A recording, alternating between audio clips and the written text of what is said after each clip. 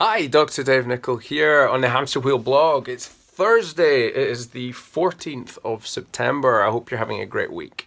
Normally, I would be writing a blog, and I've got a blog that's halfway written, but then it's about cyberbullying, okay, and my opinion on cyberbullying and the fact that it seems to me like we are, as professionals, engaged in this as a behavior a little bit.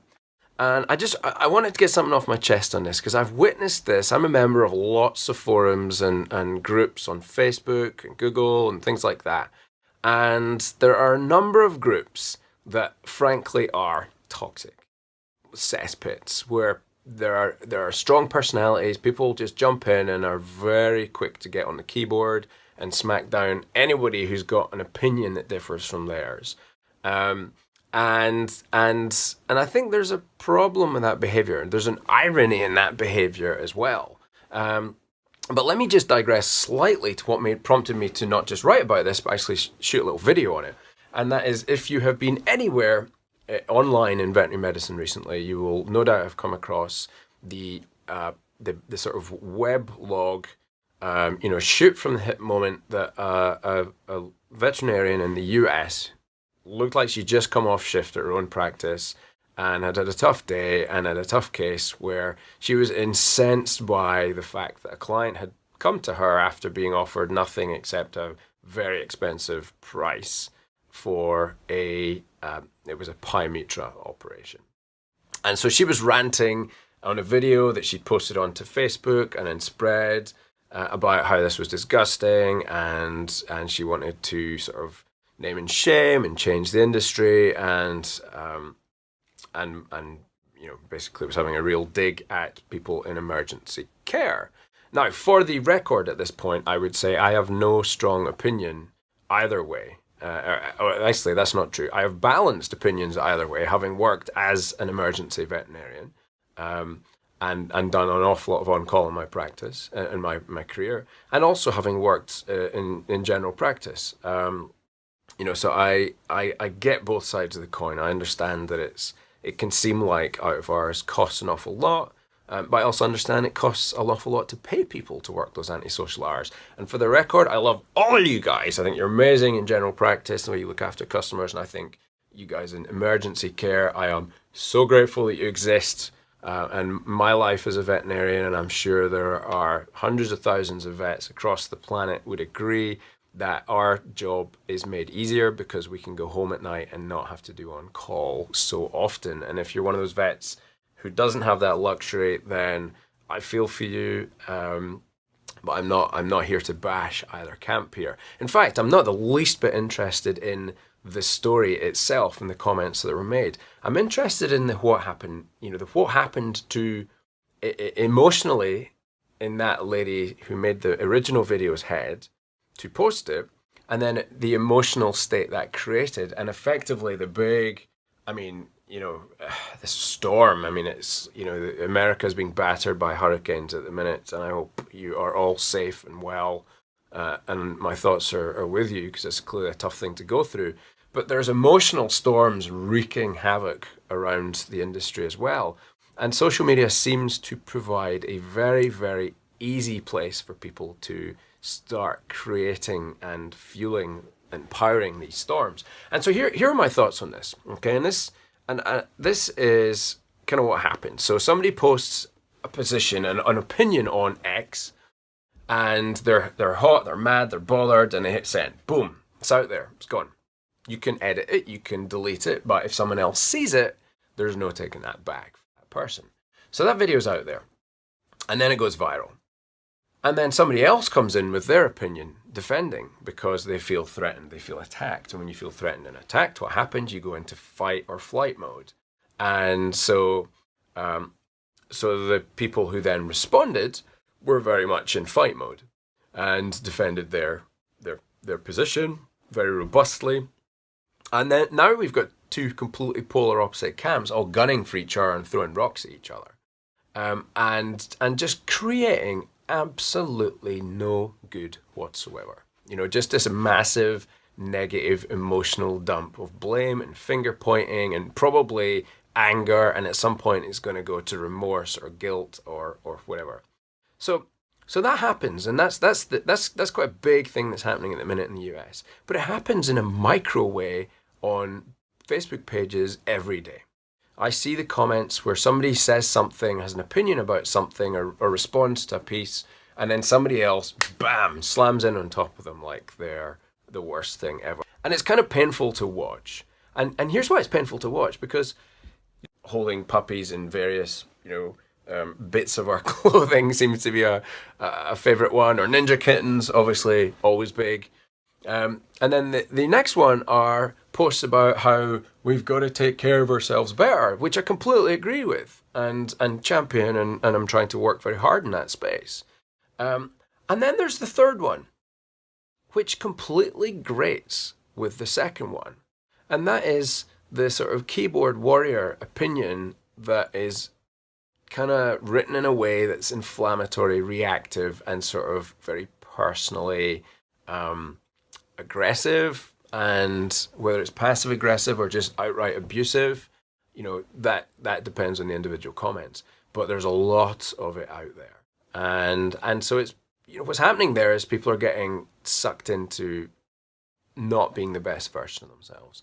And of course, what happens is when I've seen people, groups of people starting to do this, when somebody's got an opinion, and maybe a controversial topic like homeopathy is a good example, or any of the treatment modalities that don't have awesome science behind them. And let's be honest, even the awesome treatment modalities that do have science behind them do seem to change their opinion on things and their position on things, and everything has a cycle, everything has a vogue, and so nothing is kind of set in stone. But the things that are at the periphery of that are less set in stone, people feel less sure about, often get shot to pieces. I'm not judging that, I'm just judging the behavior in that.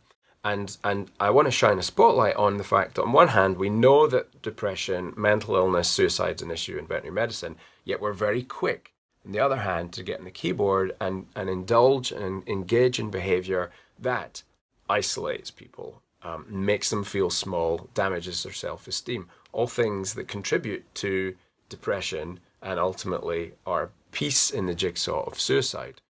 And this week in the UK, we lost another young veterinarian to suicide.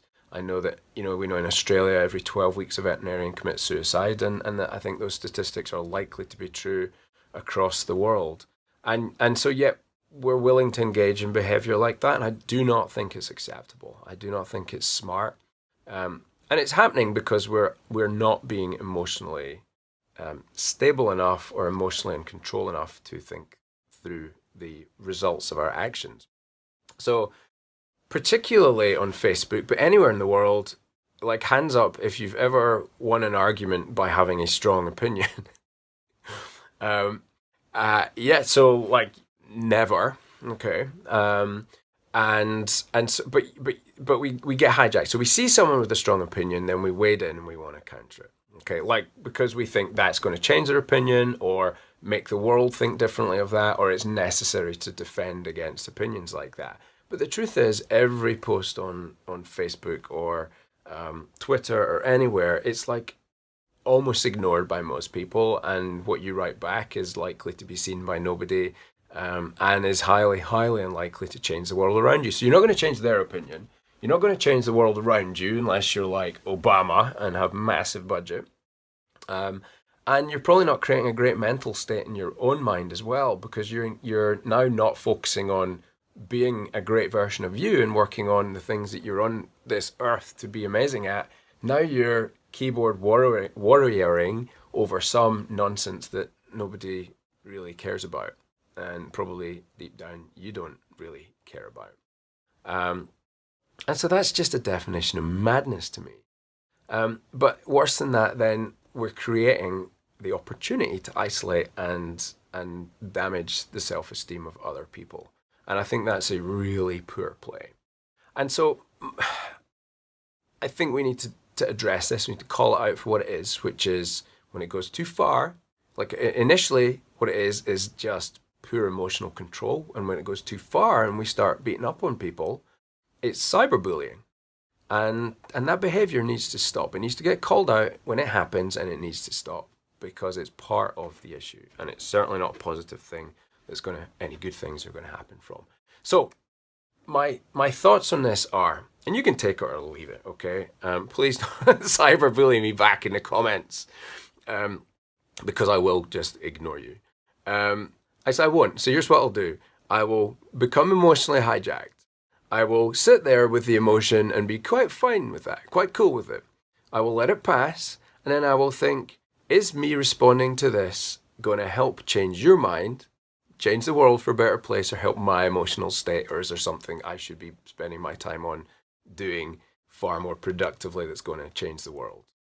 And if I do decide to respond or write anything in the first instance, I'm going to run my 3 rule over this. And I've written about this in my blog before. This is a lesson passed down to me by my good wife, and it's super sage advice. And that is, if I'm going to write something, is it true? Is it based on truth? Do I know the whole facts? Do I really know your truth and what's behind your comment? Do I know my position as a matter of fact? Is it necessary? Like, is it a big deal thing? Like, did you just talk about, Holocaust denial or climate change not happening?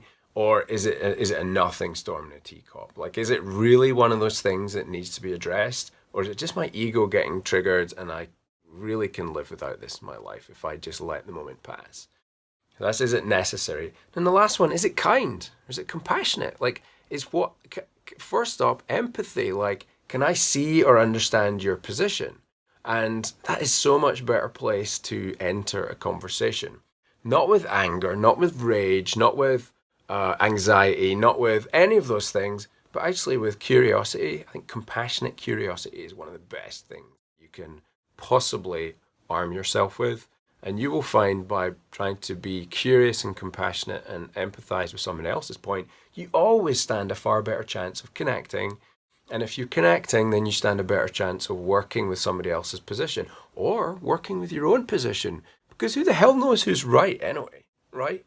If we can use those rules and apply them in our day-to-day, especially when we're on social media and particularly on Facebook, then we stand a chance of being better versions of ourselves and helping each other and working together. And I see no harm in that, whereas I see a lot of harm in the way that we're dealing with things just now.